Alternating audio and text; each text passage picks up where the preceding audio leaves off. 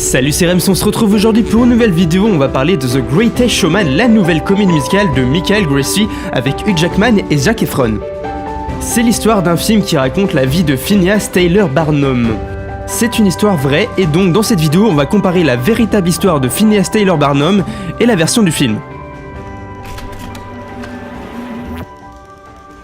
Phineas Taylor Barnum est le fils de Irene Tyler et Philo Barnum. Phineas a 5 frères et sœurs. Son père était agriculteur, il était responsable d'un cabaret et tenait une échoppe de tailleur. On l'apprend pour ce dernier dans le film. Il perd son père à l'âge de 15 ans. C'est à ce moment que P.T. Barnum décide de quitter sa ville natale Bethel dans le Connecticut pour se rendre à New York. C'est en arrivant dans la ville de New York qu'il découvre le monde incroyable de la représentation animale et du théâtre. En mai 1828, il revient à Bethel et décide de transformer l'épicerie de son grand-père et de son oncle en une loterie. Il appellera celle-ci Temple of Fortune, un lieu très lucratif puisque l'objectif est de faire croire aux clients qu'il va gagner le gros lot. On peut trouver référence à cette histoire dans le film, dans cette scène en bas à droite où on peut voir des affiches marquées loterie. Je vous l'assure, et ça se verra beaucoup mieux au cinéma. Un an après, il se lance dans l'écriture de son journal The Herald of Freedom, vous comprendrez, le héros de la liberté. Journal dans lequel il dénonce la tentative sectaire entre l'État et la religion. Il sera condamné à 60 jours dans la prison de Danbury pour diffamation. Bien évidemment, je vous autorise à m'insulter dans les commentaires pour mon accent anglais.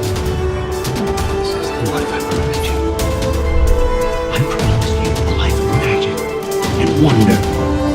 Look at those two girls. I have everything I want right here. If you could dream something else. What? A lion, an elephant, or a giant 10 feet tall. Girls, I think I've had an idea.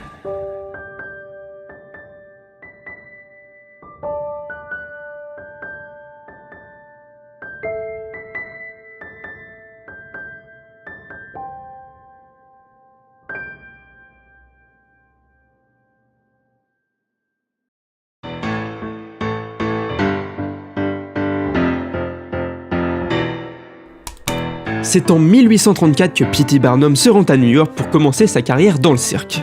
Une entrée digne des plus grands puisqu'elle commence avec l'exhibition de Joyce Haight, vendue comme la plus vieille femme du monde, puisqu'elle aurait près de 161 ans. Elle aurait soi-disant été la nourrice d'un certain George Washington. Évidemment, il s'agit sûrement d'une supercherie, puisque P.T. Barnum a acheté cette vieille dame près de $1000 à un planteur de Kentucky et qu'il fallait donc la rentabiliser.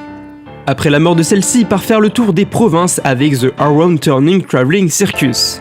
Un théâtre ambulant donc avec un chanteur afro-américain qui était en vérité un esclave.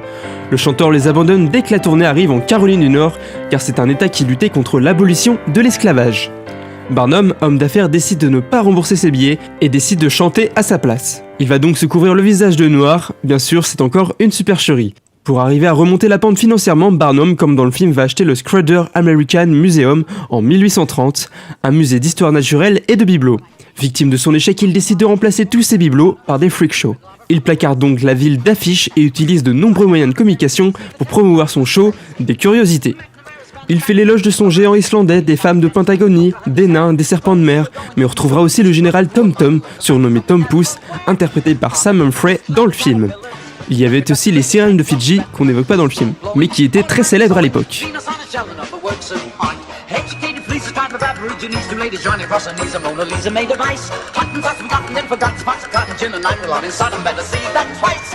One iguana, snakes, another fauna. Got no bearded lady, but we're getting them. When you duck out, take another buck out, run around the block and see you, run around the block and see you, run around the block and see a new show start.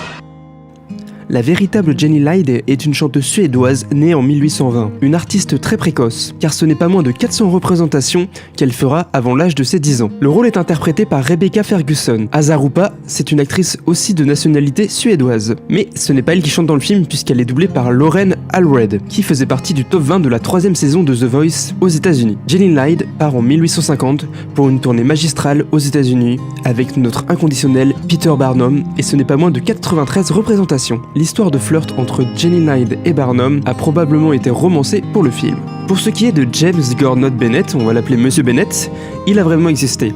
Monsieur Bennett était le fondateur, le rédacteur en chef et l'éditeur du New York Herald.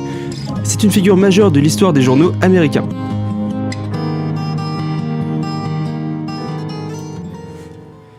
Comme dans notre film, le musée brûle en 1865, puis sera reconstruit et rebrûlera en 1868. C'est à partir de là qu'il ne sera plus jamais reconstruit. Et c'est seulement 3 ans après qu'il va rencontrer William Cameron Cupp, avec qui P.T. Barnum met en place une nouvelle forme de cirque sous une tente de 5000 places. Barnum va donc passer de 1 à 2 pistes. Puis une nouvelle association va naître entre Barnum et son rival de l'époque, James Anthony Bailey. Barnum aura donc un nouveau cirque avec 3 pistes différentes, sous le même chapiteau. Évolution notable que l'on peut suivre tout au long du film. Au début, ils ont une piste et puis on voit qu'elle sur la scène finale, il y a 3 pistes. Barnum meurt le 7 avril 1891. Bailey continue à s'assurer de la direction du cirque jusqu'à sa propre mort en 1906. Puis le cirque sera entre les mains des frères Ringling.